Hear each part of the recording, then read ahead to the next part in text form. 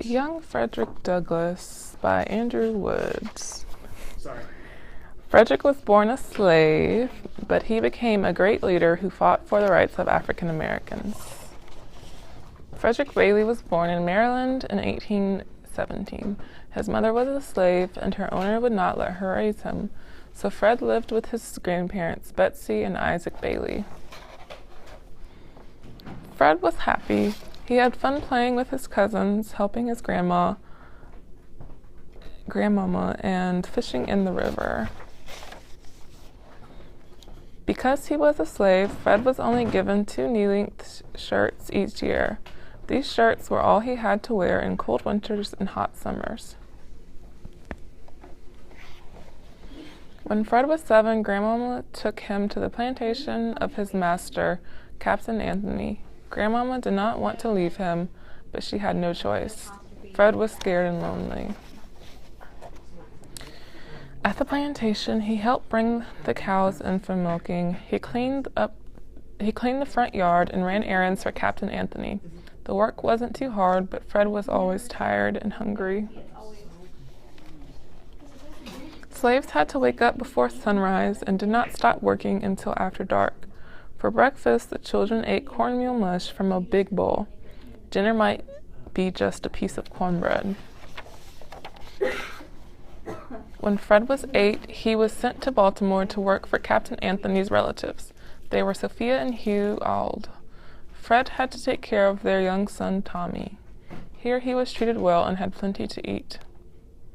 Every afternoon, Miss Auld read the Bible to Tommy and Fred. Fred loved to listen to the stories. He asked Miss Auld to teach him to read. But Fred still wanted to learn. He took any chance he could to teach himself how to read and write. In March 1833, Fred was sent back to the plantation. His new master was Thomas Auld, Hugh Auld's brother. He often beat his slaves. He did not like Fred and treated him harshly. After that, Fred was more determined than ever to be a free man. A few years later, Fred was sent back to Baltimore. There he worked in a shipyard. He was happier now, but still wanted to be free. One day he met a free black sailor. This sailor had papers that proved he was a free man. The sailor lent Fred these papers and a uniform to help him escape to the north, where slavery was illegal. On September 3rd, 1838, Fred escaped to freedom. He took a train to New Bedford, Massachusetts, and he changed his name to Frederick Douglass to avoid capture. In New Bedford, Douglass got a job in a shipyard. Later, he married Anna Murray, a free black woman from Baltimore. Douglass joined a group of abolitionists. They were people who wanted to end slavery. In 1841, he made his first speech against slavery. It was a big hit with the audience. Over the next 4 years, Douglass gave many speeches. He wrote a book about his life. The Aulds read Douglass's book. They became very angry and wanted their runaway slave returned. Douglass went to England so he would not be captured.